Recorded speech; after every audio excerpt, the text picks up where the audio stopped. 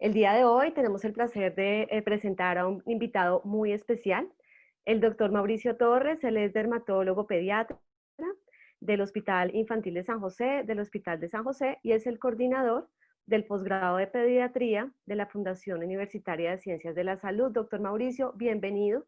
Muchísimas gracias por aceptar nuestra invitación y doy paso para que empieces con tu presentación.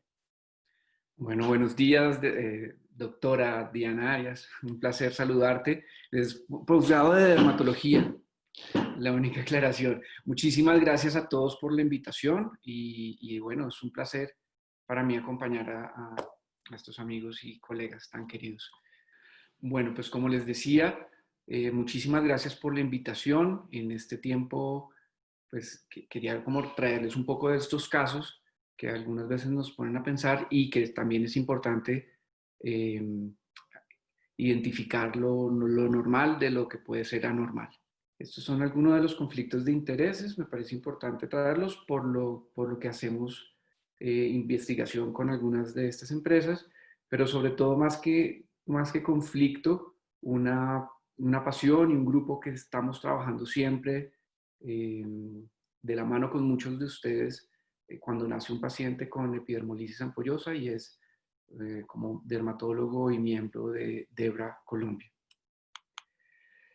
En esta mañana, entonces, les quería traer estos 7 puntos sobre la piel del recién nacido, algunos fenómenos fisiológicos, complicaciones de los procedimientos, anomalías del tejido subcutáneo y un pedazo donde nos demoramos bastante y es de los desórdenes misceláneos, algo de anomalías del desarrollo y las infecciones congénitas. Para entrar en materia, lo primero es definitivamente la piel del recién nacido es distinta al adulto y es distinta al niño de 2, 3 años. Y esto ocurre por varias características. Primero, la relación superficie corporal-peso va a ser 5 veces mayor. Y hay una parte muy importante, es las proteínas de unión. Un segundo. Las proteínas que mantienen unida la epidermis y la dermis formando una unión dermoepidérmica fuerte no están completamente desarrolladas en los primeros meses de vida. Es por eso que la piel va a ser más débil, va a ser una piel que va a ser más fácil que haga ampollas o erosiones y tenemos que además, pues no tenemos ese factor protector de los pelos. Así sea un niñito muy peludo, no están completamente desarrollados y fuertes. Por eso, pues debemos buscar siempre productos neutros, productos lo menos irritantes o tóxicos, solamente hacer la limpieza de la cara y el vérmix. Y, y si hay meconio también, pero si no, más o menos dejarlo quietico para que se vaya limpiando lo más que se pueda. Esta, esta, esta recomendación es importante y es porque, como les decía, la unión dermopidérmica es débil, por lo que es muy fácil absorber cualquiera de los productos.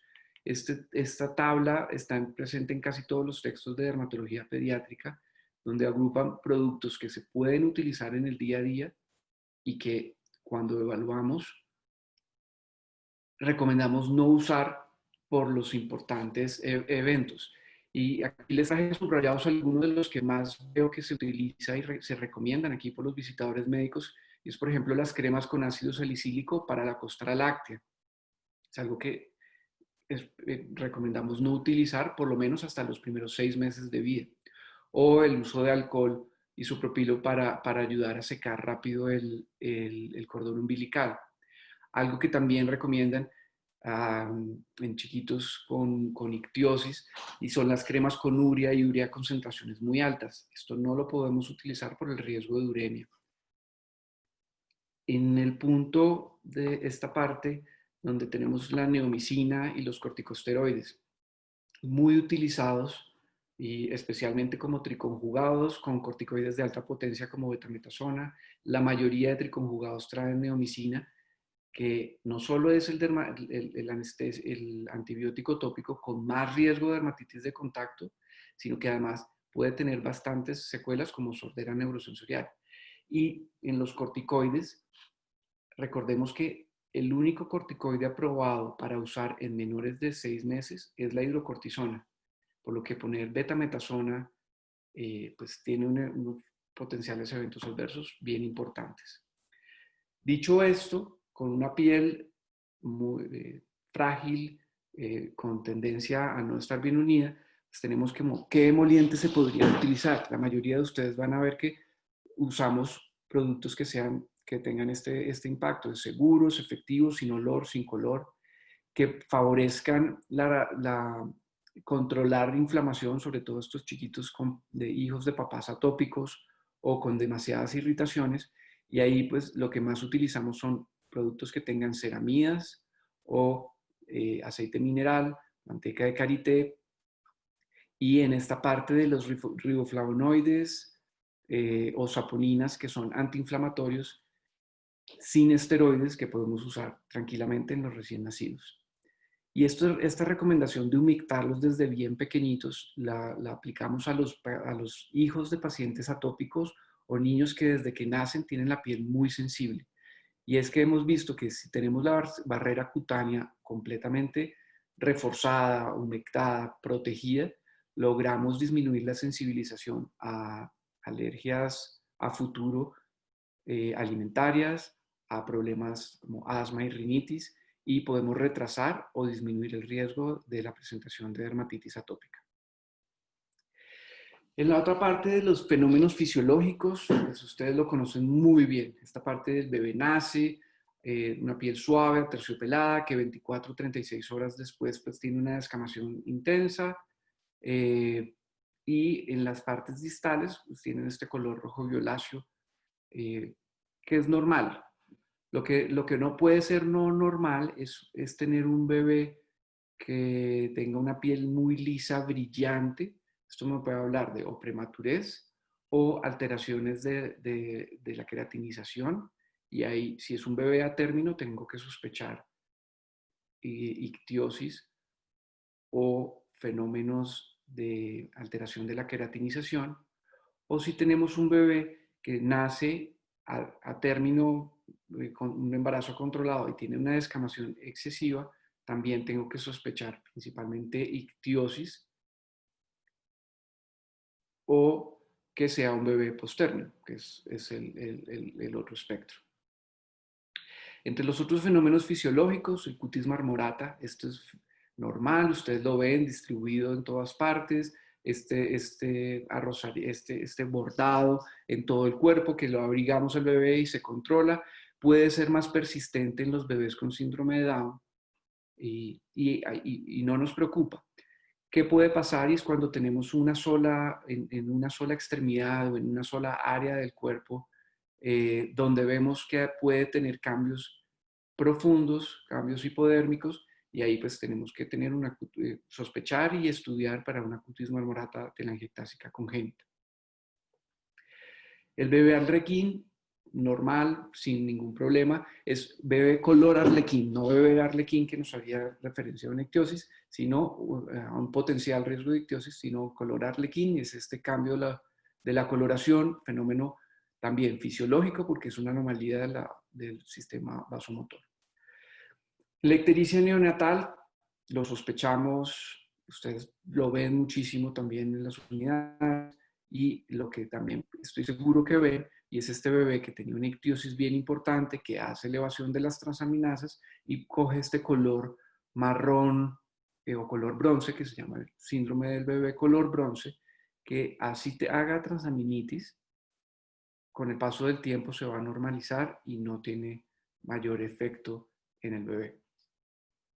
Los fenómenos inflamatorios o traumáticos del caput sucedáneo y cefalomatoma, no me detengo mucho en esto, sé que ustedes son muy expertos y lo ven frecuentemente en las unidades. Y pasando a las complicaciones de procedimientos aquí, pues como les hablaba al comienzo, es una piel frágil, es una piel quebradiza, es una piel que no tolera muy bien los estímulos agresivos. Entonces aquí tenemos pues unas escoriaciones por la fijación de la cánula nasal. Lo mismo una erosión que se impetiginizó por cánula nasal, los hoyuelos por amniocentesis y abscesos por estafilococo, por lo mismo, por estudios. Anomalías del tejido subcutáneo no son muchas, afortunadamente. Tenemos dos espectros, que son los que les traigo aquí en la foto. Y entonces en la primera foto lo que vemos es un bebé con nódulos, con unas placas eritematoviolaceas distribuidas en todas partes. Esto es necrosis grasa subcutánea. Y en el otro bebé vemos como no muchos cambios, pero sí cuando uno lo mueve, se mueve en bloques. Si ustedes trataran de pellizcar esta piel, es dura. Y ahí tenemos el esclerema neonatal. Son las dos anomalías del tejido subcutáneo. A la que más le tenemos miedo es al esclerema. La necrosis grasa se asocia a hipotermia. Si vemos estas lesiones, es importante diferenciarlo del eritema tóxico neonatal. Tal vez el punto más importante ahí es que son más profundas y hay nódulos. Uno las palpa y se sienten las lesiones. Es importante monitorear electrolitos, sobre todo calcio, por el riesgo de hipercalcemia. Y como les mencionaba antes, con el riesgo del esclerema neonatal, es muy importante identificar toda la parte nutricional del bebé, el riesgo de sepsis, que sea la sepsis el origen de esta condición, pues es importante para tratar e identificar, porque si lo dejamos, si no logramos identificar la causa y no la manejamos, pues el riesgo de mortalidad es bastante elevado, de un 50-75%. La mayoría de pacientes que he visto, no son muchos afortunadamente, pero la mayoría de pacientes que he visto son pacientes que vienen de áreas muy deprimidas, donde tienen un riesgo socioeconómico muy alto, vienen con desnutrición y sepsis. Desafortunadamente han fallecido todos. Pasando a la parte que les dije que nos podíamos demorar un poquito más para lograr bien los tiempos, entonces tenemos los desórdenes cutáneos mixeláneos. Y aquí el espectro va a variar enorme y lo traté de agrupar en lesiones frecuentes, como vemos aquí en esta foto, con múltiples pápulas o microvesículas de color cristalino transparente. Esto pues, es una miliaria, que si lo vemos con la foto de abajo, vemos que se ven estas incontables pápulas y vesículas, pero la piel queda más roja. En la de arriba es un efecto por la foto, que se ve más anaranjado, un poco de estilo Trump, y la de abajo, esta base rojiza. Es igual miliaria rubra. ¿Qué importancia clínica tiene? Prácticamente ninguna. Puede poner muy nervioso a los papás y la miliaria rubra, por esta respuesta inflamatoria de la piel, podemos usar esteroides. En lo contrario, es revisar cómo están abrigando al paciente. Aquí tenemos entonces igual otras dos lesiones, vemos pápulas de color blanquecino en el mentón y en la frente. Esto, como lo habíamos hablado, una piel que es un poco más, es muy frágil. Y esto lo que vemos aquí son quistes de Milling. ¿Qué importancia tienen los quistes de Milling? Si los vemos en áreas de roce o fricción, podemos estar muy tranquilos. Si es una cantidad normal, como los que vemos aquí, también podemos estar tranquilos. Si vemos exceso de quistes de Milling en todo el cuerpo, es importante evaluar fragilidad de la piel para sospechar una epidermolisis ampollosa distrófica. El equivalente a esta fragilidad de la piel en las mucosas tenemos aquí los nódulos de Bohn en el paladar blando y en las encías las perlas de Epstein. Ya pasando a este punto, si ustedes ya ven, se ven los puntos en la nariz, pero son lisos, no son sobrelevados como el anterior. Esto es fácil hiperplasia de glándulas sebáceas, muy frecuente en nuestros recién nacidos y sobre todo en aquellas mamás que han estado en tratamientos para poder quedar en embarazo. Normalmente pues no necesitan tratamiento, desaparecen solos después de varias semanas. Y aquí tenemos el último de estos diagnósticos diferenciales, donde Vemos de todos modos que hay lesiones planitas, como podemos ver acá, pero también hay pápulas, y estas cuando son pápulas con un punto en el centro, que son opérculos, aquí tenemos comedones. Entonces vemos un paciente que podría uno decir que es hiperplasia de glándulas sebáceas, porque la nariz se ve un poquito marcada, o algo de quistes de Milum, pero al tener estos comedones, hablamos de acné neonatal. El acné neonatal es y no es importante. ¿Por qué hago referencia a esto? Y es un paciente con acné neonatal, tenemos que evaluarlo para ver que no tenga comedones en puente, lesiones comedones en las axilas. Hay que evaluar los antecedentes en la familia, porque si tenemos unos antecedentes familiares de acné severo, vale la pena tratarlos por el riesgo de unas cicatrices importantes, y vale la pena hacer seguimiento a este paciente porque un acné neonatal severo puede estar asociado a hidradenitis supurativa en la adolescencia. Cuando vemos muchas pápulas y pústulas aisladas, tenemos que evaluar para las lesiones por malacesia. Y en estos pues usamos ketoconazol tópico, que nos ayuda a controlarlo, porque solos no mejoran completamente. En este se los traía para las fotos porque me parece importante para diferenciar con lo que habíamos hablado antes. Tenemos el eritema tóxico neonatal, nombre fuerte que deberíamos ver cómo cambiarlo para que no se asusten tanto los papás cuando se enfrentan. Y es muchas lesiones que importante el bebé está tranquilo. Porque es importante saber, tenerlo muy claro con el eritema tóxico neonatal, porque se puede confundir con otras lesiones como una mastocitosis ampollosa, como una mastocitosis diseminada principalmente. Otras lesiones, y aquí vemos cuando este bebé que nos hace lesiones en cara, y el punto clave aquí es retroauricular. La dermatitis seborreica del lactante es muy importante, y cuando tenemos un paciente que hace esta dermatitis seborreica, que inicia como dermatitis seborreica, pero empieza a comprometer todo el cuerpo y puede tener diarrea y dificultad para ganar peso, pues tenemos la enfermedad de Leiner. Un espectro severo de dermatitis seborreica, un espectro severo que mejora con el paso del tiempo y no necesita un tratamiento más agresivo, pero debemos conocer para diferenciarlo de las otras enfermedades descamativas como psoriasis o inflamatorias como dermatitis atópica. Cuando nos enfrentamos a vesículas, ampollas y pústulas, aquí tenemos que también pensar muy bien como, bueno, es única, múltiple, dónde están y en qué están. Les traigo algunas fotos y, por ejemplo, aquí vemos esta pústula en región inguinal, que cuando la vimos, pues era una pústula muy frágil, y al tratar de tocarla, lo que se va completamente y queda esta base eritematosa.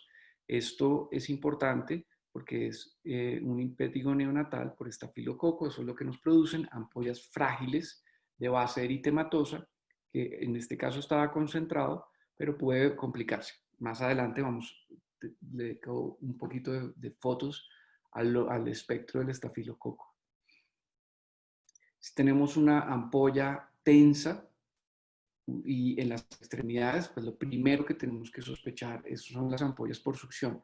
Las ampollas tensas usualmente se producen por ampollas por succión, el prurigo ampolloso, pemfigoide ampolloso, lupus ampolloso. Pero si las tengo localizadas en áreas donde el bebé alcanza a llegar, estemos tranquilos y pues sospechemos solamente ampollas por succión.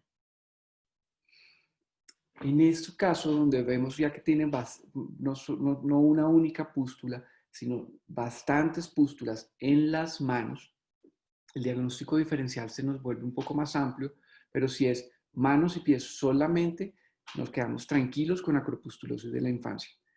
Pero es importante evaluar, si hay más lesiones alguien más tiene lesiones en la familia, si alguien más está presentando lesiones así, si tiene historia familiar de este tipo de lesiones, para descartar primero si hay más personas en la familia, una escabiosis, y si hay más y si hay personas con antecedentes familiares, una psoriasis pustulosa.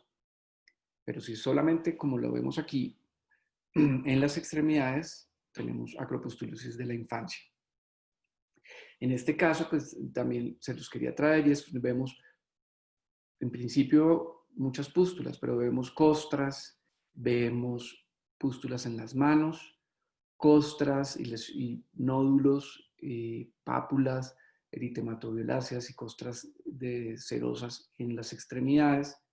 Entonces aquí ya pues habla uno de otra clínica que es muy distinta y el signo del alero de avión, que lo vemos en la dermatoscopia, donde se ven los trayectos, y pues el diagnóstico es escabiosis. Por mucho tiempo se habló que los bebés no tenían escabiosis.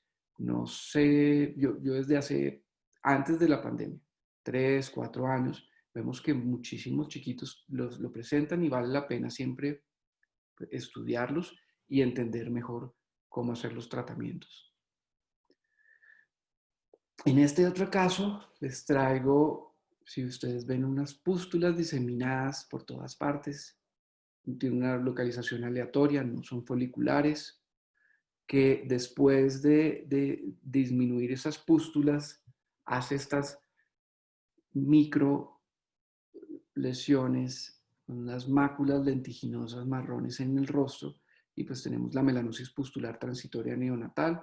Yo creo que todos, en los libros siempre está descrito en población negra solamente, y yo creo que ahí debería adaptarse, y es porque todos somos criollos, todos tenemos muchas mezclas, y esto es algo que vemos con frecuencia en distintos tipos de piel. Vale la pena diferenciarlo de estas pústulas que se organizan distinto, que tienen un trayecto, y este bebé tenía esta placa con pústulas y lesiones pigmentadas, pero además tenía distintas pústulas aisladas y pápulas, y pues es importante conocerlo para hacer el diagnóstico de incontinencia pigmentia. Lesiones que pueden ir de la mano, pero que vale la pena diagnosticar desde temprano. Como les había hablado antes, con el estafilococo aureus tenemos que tener esta precaución, y es porque podemos tener una pustulita aislada, un impétigo, o hacer unas lesiones más extensas y hacer un impétigo ampolloso, como vemos acá, o ya por la presencia de las toxinas, hacer un síndrome de piel escaldada estafilocóxica. Entonces, el estafilococo que tan frecuente y nos acompaña mucho y nos da un espectro súper amplio de presentaciones. Y finalmente, cuando tenemos un recién nacido con erosiones, heridas, ampollas, dolor, irritabilidad, como vemos aquí, es importante como parar y pensar y definir qué puede ser. Y ¿esta enfermedad ampollosa es hereditaria o adquirida?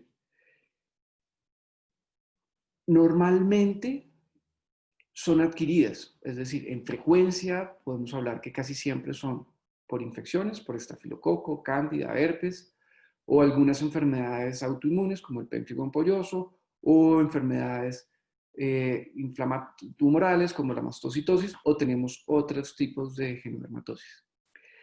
Si no está tan claro, normalmente podemos hacer biopsias, cultivos, estudiar un poco más el paciente, pero la primera recomendación que les quiero traer hoy es, si tenemos un paciente con enfermedad ampollosa, busquemos hablar con nuestro equipo para hacer todo lo posible a que no le pongan nada adherente. Recuerden que la unión dermoepidérmica en el recién nacido es débil, entonces todo lo muy adherente nos puede generar problemas. Y si tenemos una enfermedad ampollosa, la posibilidad de complicaciones es alta. Entonces, poner no adherente en lo que podamos, hablar con enfermería, hablar con nuestro equipo. Buscar, a no ser de que sea un recién nacido muy pretérmino, que necesite la incubadora, tratar de tenerlo fuera de la incubadora el exceso de calor y la humedad nos favorece el desprendimiento de la piel y por lo tanto empeoramiento. Y por circunstancias que hemos visto es dejen que los papás entren y los acompañen, toquen a estos bebés, tratar de tenerles la mayor normalidad posible en cuanto a alimentación, a cuidados. Tristemente vemos que muchos pacientes quedan solos, que los dejan aislados, con historias terribles a los papás, pues por eso muchas veces los dejan abandonados. Buscar activar un protocolo de protección de la piel y que sea todo no adherente. Como vemos aquí, forrar en vaselina, el no adherente, por ejemplo, tenían estas sábanas de plástico para poner en la cama para que no se le peguen las cobijas ni los vendajes a los chiquitos. Y bueno, para poder determinar el diagnóstico, como les mencionaba, hacemos distintos tipos de biopsias y cultivos. La clínica es muy importante para nosotros, por lo que el diagnóstico usualmente es parar, protocolo de nada no adherente, usar todo que sea no adherente, ver cómo se va a comportar la clínica, hacer los diagnósticos diferenciales y hacer, si estamos definitivamente sospechando una enfermedad hereditaria, secuenciación de siguiente generación para poder hacer estos estudios.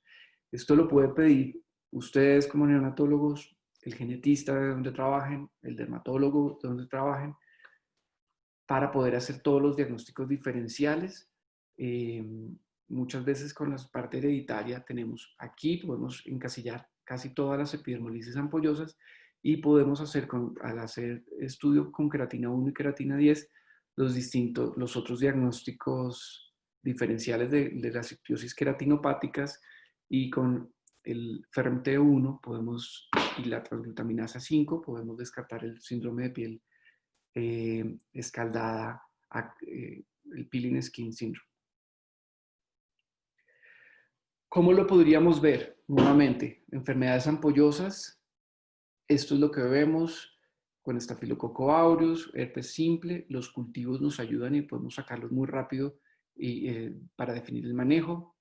Las enfermedades autoinmunes, el pemfigoide ampolloso, vemos las ampollas tensas que dejan estas manchas blancas. Esta es la característica principal, pero muchas veces la biopsia es la que nos va a poder hacer el diagnóstico diferencial con una mastocitosis ampollosa, o, como les decía, ya con el estudio genético, pues poder diferenciar con una ictiosis queratinopática. Este caso era un paciente con una epidermolisis ampollosa, donde, pues, bueno, aquí la epidermolisis ampollosa, un grupo de enfermedades que se caracteriza por fragilidad de la piel y las mucosas, raro, pero no infrecuente. Y eso es importante. Raro, pero no infrecuente. Que en los primeros meses de vida clínicamente se van a ver muy similares todas, sea simple, de unión o distrófica, pueden verse muy similares porque son simplemente heridas y fragilidad extensa. Pero si esto pasa, pues busquen apoyo, no se queden solos, y ahí estamos. Este es un mensajito de ver. Pero también a veces nos pasa que activamos el protocolo, hacemos la biopsia, hacemos estudio genético y las respuestas no llegan. Y este paciente lo tuvimos hace ya creo que unos 4 años y daba para mucho y daba para todo. Al verlo con el dermatoscopio veíamos que tenía piel, entonces no era una displasia ectodérmica. Ver todo en la piel cómo se comportaba, los cambios muy rápidos con protección, con vaselina, epitelizaba, entonces no era una epidermolisis ampollosa. No tenía engrosamiento, uñas de manos y pies conservadas, no era una ictiosis. Y aquí la biopsia fue no concluyente, el estudio genético fue normal, y lo que nos dio la respuesta fue el paso del tiempo. Una enfermedad rarísima, hay menos de 20 casos confirmados en el mundo, y es la dermatitis vesicular y erosiva congénita. Lo que queda en el paciente es estas lesiones, se vuelven estas cicatrices a medida que va creciendo. Entonces, parar, pensar y esperar un poquito cómo va evolucionando es una buena opción, y no siempre correr y salir haciendo pues maromas y medidas heroicas es la única respuesta. En un grupo enorme les traigo las dermatitis del pañal. Dermatitis del pañal lo que hace es recoger todo este grupo gigante de enfermedades. Buscamos cómo simplificar las cosas y se ha pensado lo siguiente, y es, esta es una zona que está comprometida de base, húmeda, expuesta a muchas enzimas, infecciones, bacterias, bueno, de todo. ¿Cuándo vemos que se empeora? En los recién nacidos que no pueden tener lactancia materna, sino que tienen leche de fórmula, tal vez empiezan mucho más rápido las complicaciones, o en aquellos bebés que han tenido múltiples ciclos de antibióticos, hospitalizaciones, y pues este cambio en la flora intestinal pues se manifiesta claramente en esto. ¿Cómo hemos tratado de agrupar estas dermatitis del pañal? Y entender cuáles son causadas por el pañal, y aquí tenemos la miliaria, el exceso de calor nos puede irritar y es importante tenerlo en cuenta, pero también cuando no se cambia frecuentemente el pañal o el pH del popó está muy ácido y tenemos dermatitis de contacto irritativa, o la talla del pañal no está apropiada o no se está usando cremas de proteger la barrera, y tenemos la dermatitis friccional del pañal. En las otras causadas por el pañal, pero menos frecuente, tenemos esta que lo vemos frecuentemente asociado al uso de corticoides de alta potencia, que son los granulomas glúteos. Aquí les traigo, pues no es un glúteo obviamente, pero se llama así, granuloma glúteo infantil. O en estos bebecitos que han estado muy enfermos y que se erosionan bastante, y es una dermatitis de contacto irritativa, pero muy severa, la dermatitis erosiva de Jacquet, que todavía es un término que todavía se utiliza, o también cuando tenemos uso crónico de esteroides, antibióticos y no se trata muy bien, tenemos los nódulos pseudoverrucosos. Esto es importante, estos nódulos pseudoverrucosos vale la pena conocerlos, tenerlos en cuenta para no diferenciarlo de lesiones por abuso sexual. Las exacerbadas por el pañal, ustedes lo han visto. Un bebé con gastroenteritis que le da antibiótico y después pues hace cáncer. Importante, los pliegues están respetados, hacen lesiones satélite, vale la pena mirar la cavidad oral, por si tienen lesiones en cavidad oral, necesita un antimicótico sistémico. Y en aquellos bebés que están hospitalizados también desde temprano, hay que revisar bien las medidas de higiene y hacen este eritema importante perianal, es característico del Streptococcus aureus. Y aquí vale la pena siempre tratarlos, hacerle seguimiento, porque también tenemos el síndrome de piel escaldada por estreptococo, que puede ser este el punto de entrada.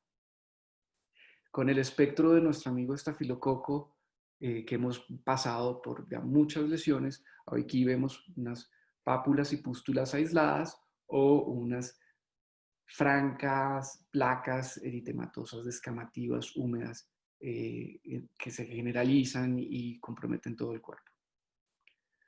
En las otras exacerbadas por el pañal tenemos la psoriasis del área del pañal está descrita, es importante.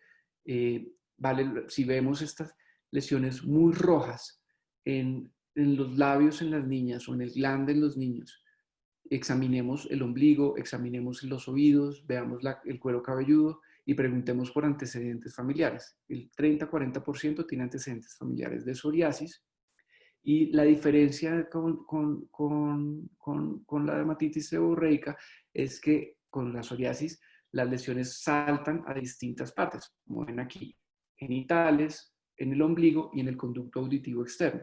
Con la dermatitis seborreica vemos que sale del pañal, es decir, se extiende, va a tener lesiones en el cuello y en la región retroauricular.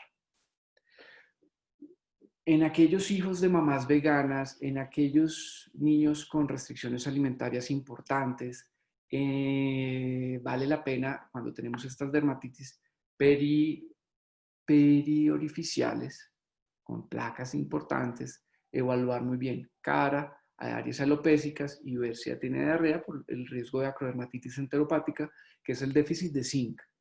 Déficit de zinc que puede ser genético, por alteración enzimática, o carencial por lo que les había mencionado antes.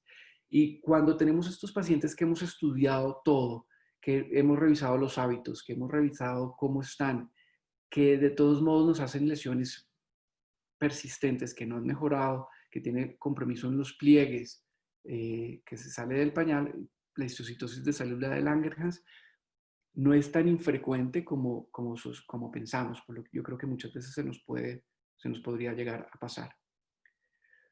Otras de las independientes del área del pañal, tenemos los hemangiomas infantiles. Cuando estudiamos hemangiomas infantiles, un riesgo de que se ulceren es áreas húmedas con fricción. ¿Y qué pasa en el pañal? Húmedo y con fricción.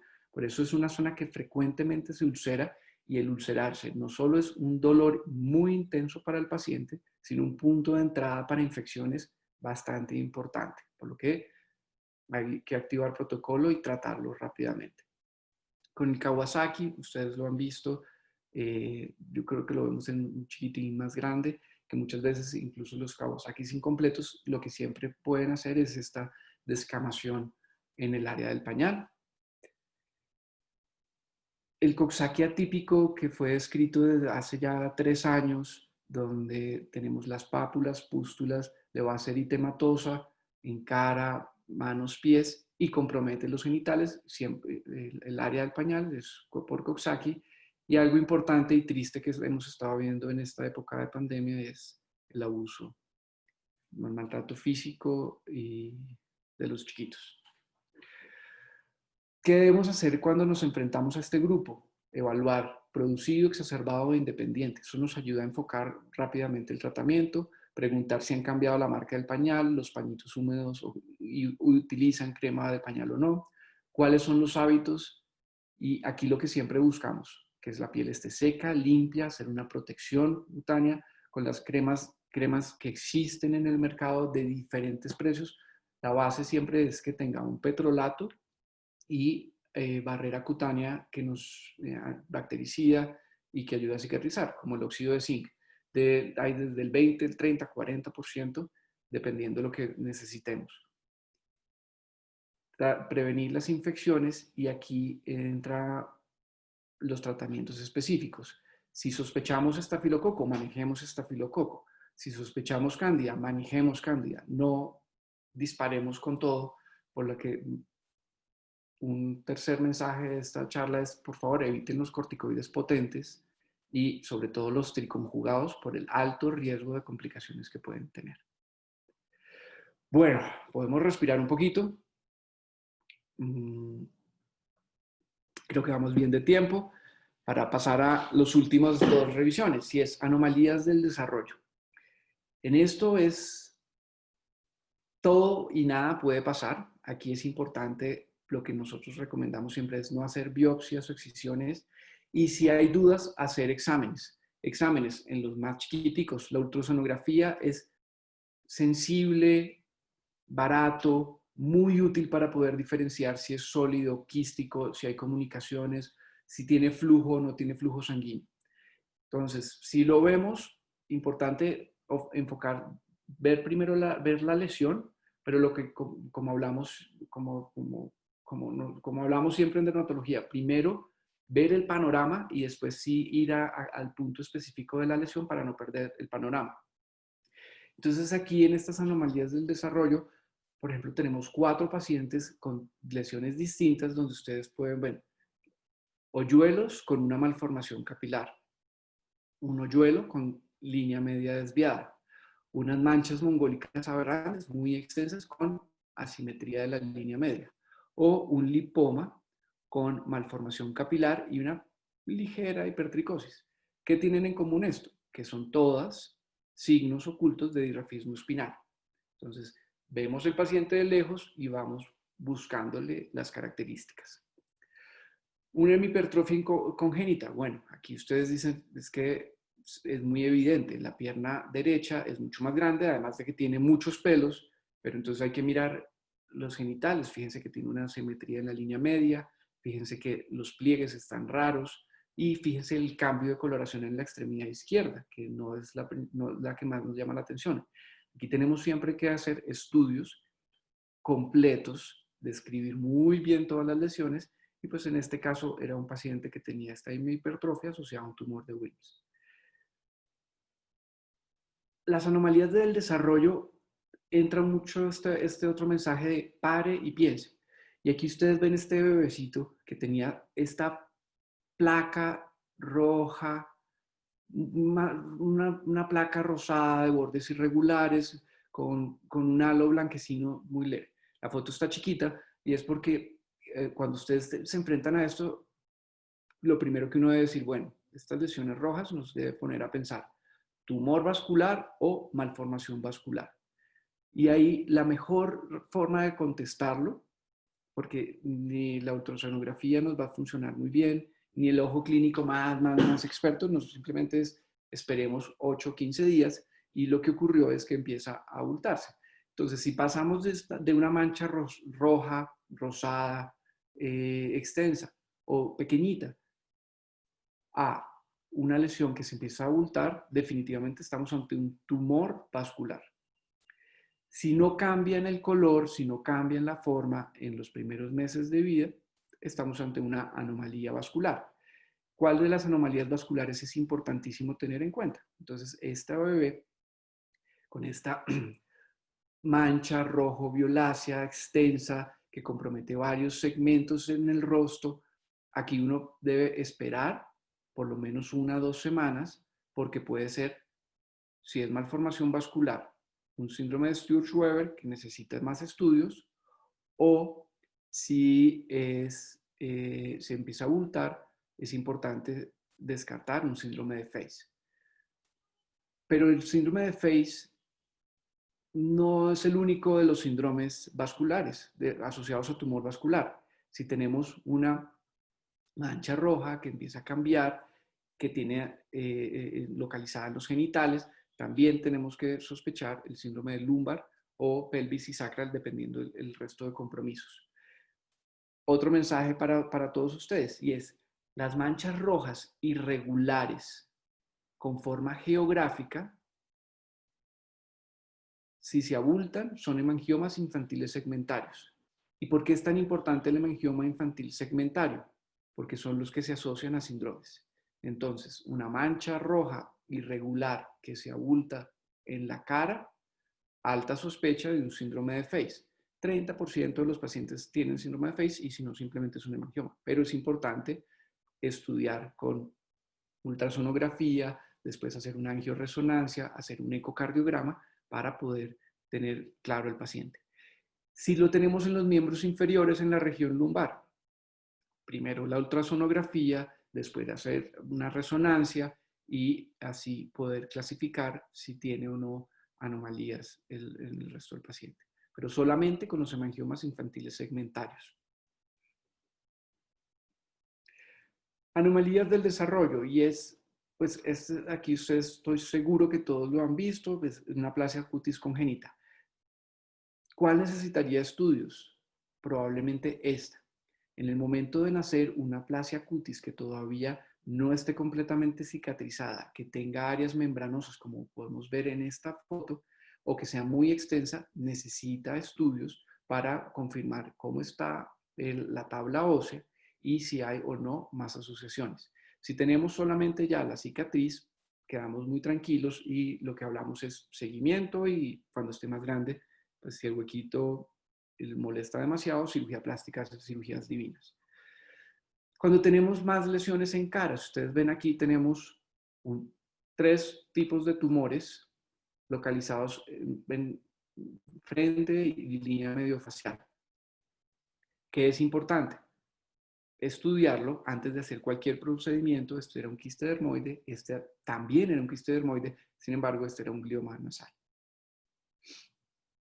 Con el resto de anomalías, importantísimo, todo lo que veamos que no cuadre, hagamos una ultrasonografía, llevamos el control y así vamos definiendo el manejo. Ya para finalizar, les traigo este resumen de infecciones congénitas, la eritropoyesis extramedular, o el Blueberry Muffin Baby, o el bebé Magdalenas de arándano, como les dicen, o el bebé en muffins de arándano, pues es algo bien importante. Yo muchas veces a los residentes Les insisto en, si lo tenemos, por supuesto, la parte infecciosa es lo más frecuente, es lo que casi siempre que se caracteriza, y cuando lo vemos por causas infecciosas, 24 a 48 horas después ha desaparecido en la mayoría de casos. Quedan las otras secuelas según cada infección, pero cuando lo vemos, no se olviden esta tabla, que puede ser infecciosa por causas durante el embarazo o por lesiones tumorales.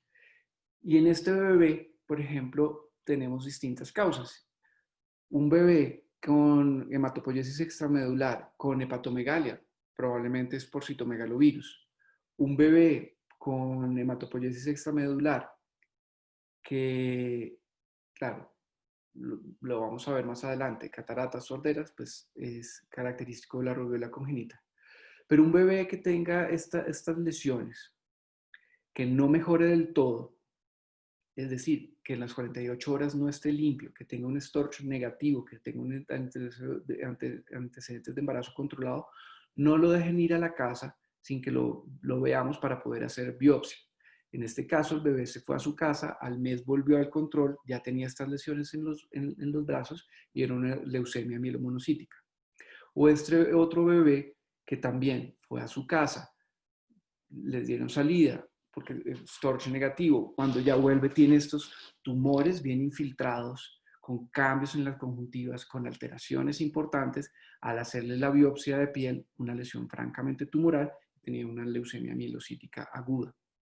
Entonces, la hematopoiesis extramedular puede ser algo muy sencillo o una manifestación de una infección durante el embarazo no controlada, pero no se nos puede olvidar la parte tumoral importante.